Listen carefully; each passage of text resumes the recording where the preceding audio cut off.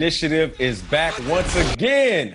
This marks the second straight year honoring high school players for demonstrating exceptional technique on the field. This week's recipient of the 2020 Way to Play Award is Owen Prince from Plattsmouth High School in Nebraska. D. Hall, let's take a look at this play. He exemplified great technique at making the tackle. A screen in the backfield. Look, he's the middle of the field safety, reads it, gets his head out of the tackle, and hits the offensive player with his shoulder. Great job by Owen Prince. Yeah, M-Rob, you're absolutely right. To come from that safety position, he saw that offensive line just start to kind of stay in their stances. He read that play and went and aggressively tackled that ball carrier. And you're right, he put his head right off to the side. Sometimes you get those DBs want to put their face on the defender. You got to put it off to the side. So great technique by Owen.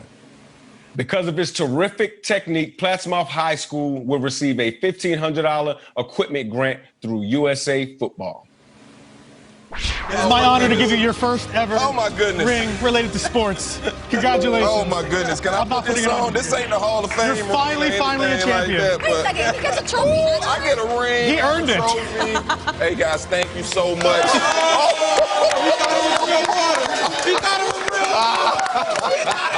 Finally a champion, my friend. Finally a champion. Time for everybody's favorite segment, Behind Mic Drop. It is Who You Got. Time to make our picks. And that is right, D'Angelo. You show them the hardware, my friend. Your first ever ring. You earned it last year. And Colleen's coming for you. She's got the hardware from years past. She wants it back. Mike Robb usually says he makes the picks just to create some debate. We told him, enough of that. Pick to win, Mike Robb. All right. We got a slight problem this year. D'Angelo Hall, you definitely heard this. It's huge news. He's calling the Washington football games on the radio. So he's not going to pick those games, but he's going to give us a key. So we're going to start there. We're going to do it by win percentage, by the way, since he's not picking every game. Go ahead, D. Hall. Well, obviously, the key to this game, I spoke about it earlier, man. It's Philadelphia's banged-up offensive line versus Washington's dominating defensive line. If the defensive line of Washington can get pressure on Carson Wentz, it's going to change the outcome of that game. Wink, wink. Yeah, I'm going to pick the Washington Redskins on this one, too, simply for all of that great insight we just heard from D. Hall. I like this Redskins front four. I like their front seven. This Philadelphia Eagles offensive line is banged up. Miles Sanders has some hamstring issues this week. I got the Washington football team. I'm sorry. I think I messed up. That's two. Yeah, get that right. There you in the jar. I got it right. Okay. Tisk, tisk. Okay, well, you might think that this is just going to be a total homer pick because I don't know if you heard, I'm in the Eagles' new hype video. Total coincidence. Nobody has influenced my decision here. Not my friends, not my family. I'm picking the Eagles because, look, I mean, the Eagles, this has been their situation that Carson Wentz, he's healthy. You got Deshaun Jackson, he's healthy. The Eagles have had unfinished business for about every single year of their existence except for one season, and that was the one where I threw the confetti up. So I'm picking the Eagles here because there's way too many unknowns on the Washington football team. Seahawks, Falcons. D. Hall, lead us off. I'm taking Seahawks, man. Look, I love Atlanta, but I cannot bet against Russell Wilson. I told y'all he was going to be the MVP. He's going to light it up in the A-Town. Yeah, it's tough for me to go against the Seahawks, but I'm going to pick the Atlanta Falcons simply because they're playing at home. They have all those first-round picks. They have Todd Gurley, and I'm not too sure about the Seattle travel situation with COVID. They may be getting in there late, and they're playing early. I got the Atlanta Falcons. See, I would normally worry about, especially a West Coast team, going to the East Coast because of all the time that you lose and it's hard to recover. But no.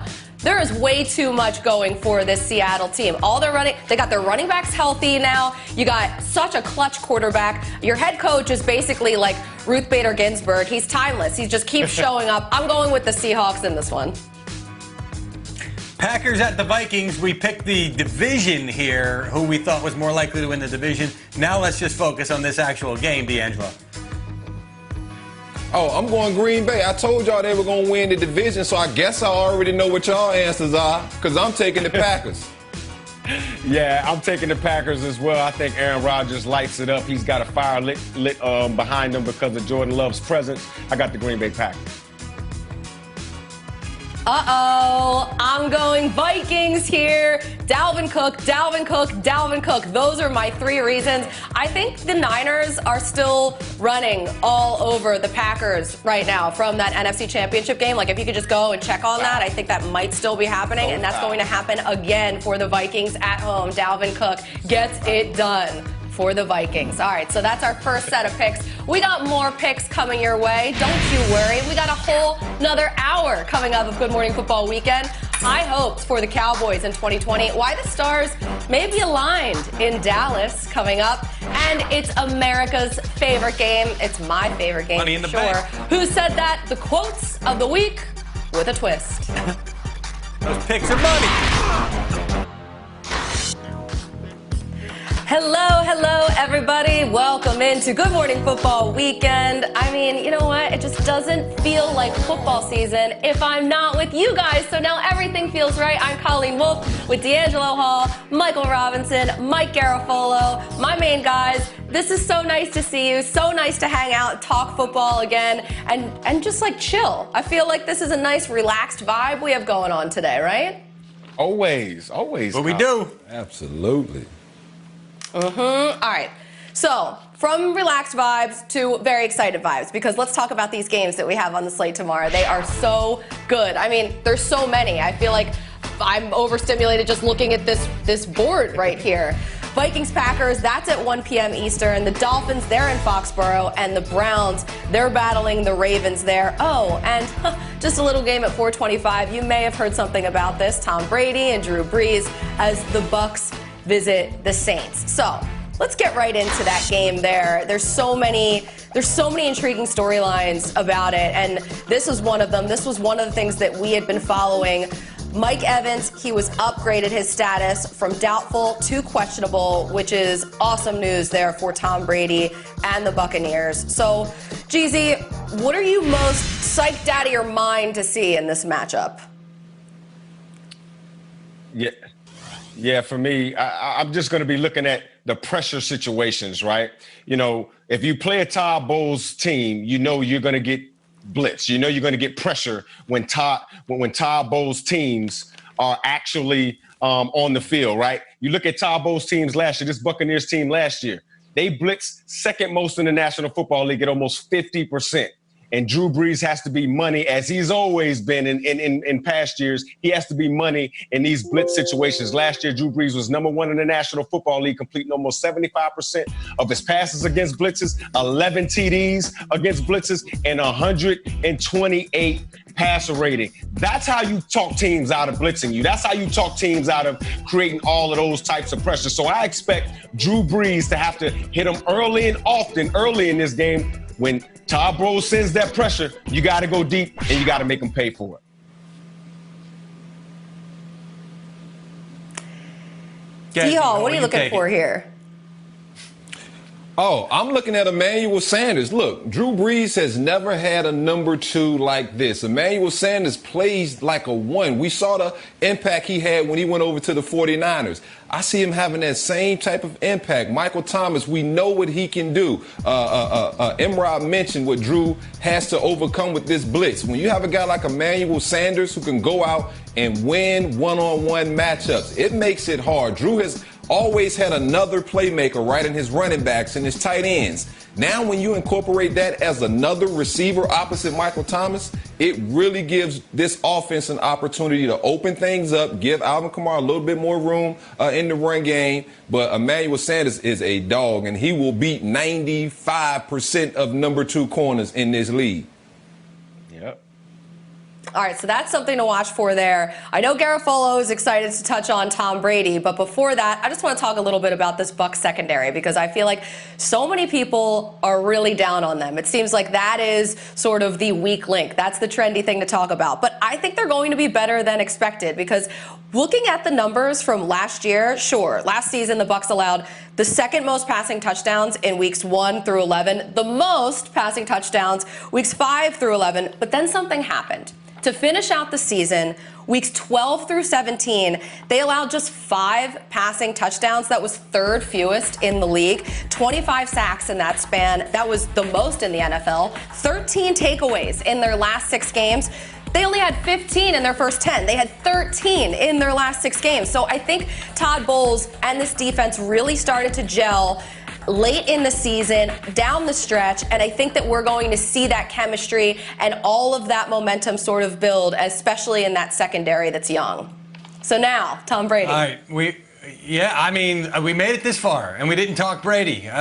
Maybe because we spent the entire offseason talking Tom Brady. But let's bring it home, and let's talk about what Bucs general manager Jason Licht said yesterday, which is that they almost feel like Brady's arm is stronger than it was last year. And really, they're going by what they saw on tape versus what they're seeing live. And the point that Licht was trying to make was there's so much more zip on his passes, not just down the field, but also on that short stuff that he's hitting. Now, here's the real question, though.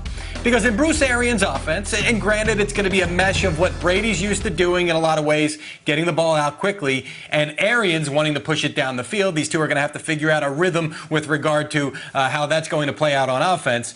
The question was, how much longer can he continue to throw the deep ball? When is he going to lose that arm strength? Well, to this point, the Buccaneers have been pleasantly surprised by what they have seen from Tom Brady, and that's why they are excited by the possibility of him being able to push the football down the field and running an Arians-type offense. We're going to have to see it immediately here and see if they can get on the same page in that regard. That's why I'm thrilled to see that Mike Evans' status was upgraded as well, because I want the full strength of both of these teams right off the bat. I mean, this is not a matchup that is like in week 7 and somebody gets hurt and then we're robbed of this amazing football gods matchup. No. I want to see everybody out there. And look, a big part of this, Tom Brady and the push for the Bucs to make the playoffs. So here's a little Debbie Downer alert. A look at the longest playoff droughts in the NFL, and second on that list, the Tampa Bay Bucs. They haven't been to the postseason since 2007. So will they right the ship? You know, that is a pirate ship down there in Tampa Bay. We'll see. In the meantime, let's check in with his old friends in Foxborough. Hey, yo, New England, I've got a very good feeling about this year. What you think? The secret to the past success, Brady or Belichick. With time out, I think we'll find out very quick. New England just might not be out their element, cause Tom Brady's replacement is ready to represent. Cam, 2 words, the man, and he's hungry as ever to execute the winning plan. Will Cam hold his stance, or will the pass fold and lead a path for the AFC East up for chance? You tell me. All right, let's get out to Foxborough, where Mike Giardi is standing by. And, Mike, there seems to be, obviously, a lot of questions surrounding this Patriots team. What is something that you're focused on right now? Well, Colleen, I've been covering this team for 2 decades now, which makes me old. And I was trying to think back. This is probably the most questions that they've had coming into a season since 2009. And if you remember 2009, there's the famous NFL Films clip, Belichick and Brady on the sideline, where Belichick says to Brady, I can't get them to play the way I want to. But you look at what happened during the offseason. Never mind they're going into the year without Tom Brady, right? But you talk about the opt-outs. Dante Hightower and Patrick Tung, 2 important pieces of that defense. They are among 8 players that opted out of the season. Right tackle Marcus Cannon, another one. Then you look at their linebackers, where they've been so good for so long. Kyle Van Noy goes to Miami in free agency. Jamie Collins to Detroit. As I mentioned, Hightower opts out. They're devoid of any sort of experience there. Jawan Bentley is their kind of guy now. He's going to be wearing the green dot tomorrow, and he doesn't have a lot of reps under his belt. So really a ton of questions. But if you're the New England Patriots, you feel good because brain drain for the first time, it didn't really happen to them. Yes, they lost Dante Scarnecchia, a huge piece of their coaching staff, But Bill Belichick is back. Josh McDaniels is back. Gerard Mayo and Steve Belichick, who ran the defense last year, they're back. And if anyone can manage all the questions and all the concerns, it's this group with an on-off season that will have his team ready. I think Bill Belichick will have that team ready tomorrow. The brain trust is intact, and that seems to be the most important thing, but it will be fascinating to see what this Patriots team looks like on both sides of the ball. Mike Giardi, great work today from Foxborough. It looks like a beautiful day there, so go enjoy it before your big day tomorrow on game day morning. It's going to be an awesome year. Good luck. Thank you for hanging out with us, and let's talk a little bit about this division, the AFC East. It feels like for the first time in, I don't know, decades that the Patriots aren't the favorite to win the division. They're not a shoo-in at this point. So who's going to win the AFC East, you ask? Oh, well, thanks for asking, because I think it's going to be, maybe Mike Robb is just like rubbing off on me at this point. I think it's going to be the Bills. Okay, so here's my reasoning. I'm looking at the continuity, and I know I touched on this a little bit earlier in the show, but 88% of their snaps are returning. 20 of 22 starters, all three coordinators. I love Josh Allen's improvement from last season, from the year before. He has another season there with Brian Daboll, who's done a really good job playing up to his strength, utilizing the play action and Josh Allen's mobility. Obviously, they bring in Stephon Diggs to pair with John Brown and Cole Beasley in the snap, and Diggs is already talking up the chemistry that him and Josh Allen have. They had the 8th-ranked rushing offense last year. Devin Singletary, he averaged something like 5.1 yards per carry. They don't have Frank Gore there anymore, so it's going to be Singletary's job from the start. And this defense, second in points per game allowed, only behind the Patriots. So this is a young, strong team, and I think they're going to do it this year, Mike Robb. I really do. Well, before he talks, because we know which way he's going on this one, I want to get in one point, because I think he actually may agree with my logic here, and it's that Stephon Diggs comes in, and some people think, okay, the Bills are now going to open it up. Josh Allen's big arm, and he's going to be slinging it, and they're going to be pushing the ball down the field. That's not the sense that I am getting. In fact, they're looking for incremental progress from Josh Allen, and they're not going to suddenly change their identity, and they're going to stay true to who they are. And I think that is the smart approach, because a lot of coaches might be tempted. Oh, I've got Diggs now, and I've got this big arm from this quarterback. All of a sudden, we're going to be a wide open type team. That is not going to be the case. Brian Daboll, he's got a history with Bill Belichick. He has also been with Nick Saban. He knows how to play to his strengths, and the strengths of this team: continue to run the ball, let Josh Allen show you a little bit more, not a lot more, and I think that's a smart approach. Oh, man, it's music to my ears to hear you guys talking about the Bills. Oh, man, I mean, it just makes me want to go jump off some tables up there.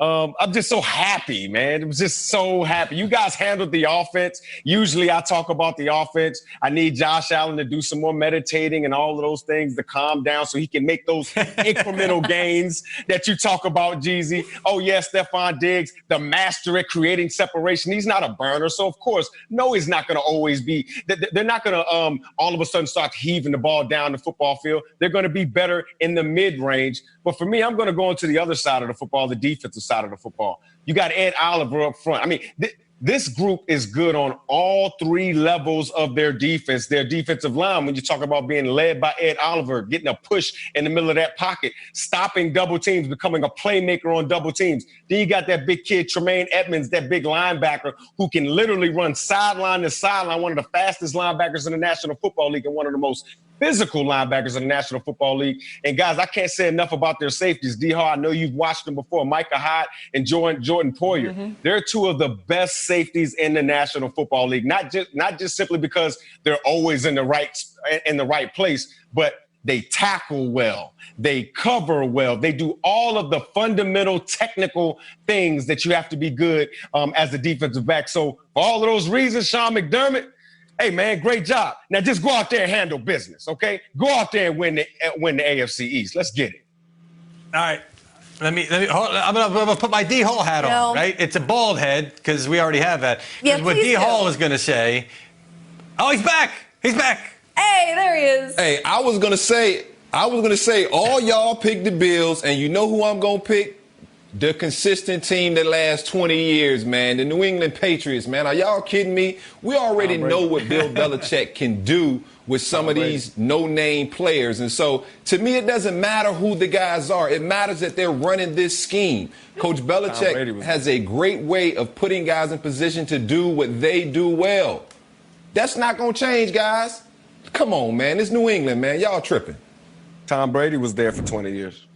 See, what we did was try and cut off your connection before you could answer, but then somehow you got back in. You broke back into the show. So there you go. All right, awesome stuff, guys. Tom Brady. We are moving on here on Good Morning Football Weekend to the NFC North. It's going to be intense right out the gate. We're live in Minnesota talking Rodgers, Cousins, and so much more. Plus, the quotes of the week like you've never heard them before. That's right. We're playing Who Said That? Get ready. Get excited. That's next.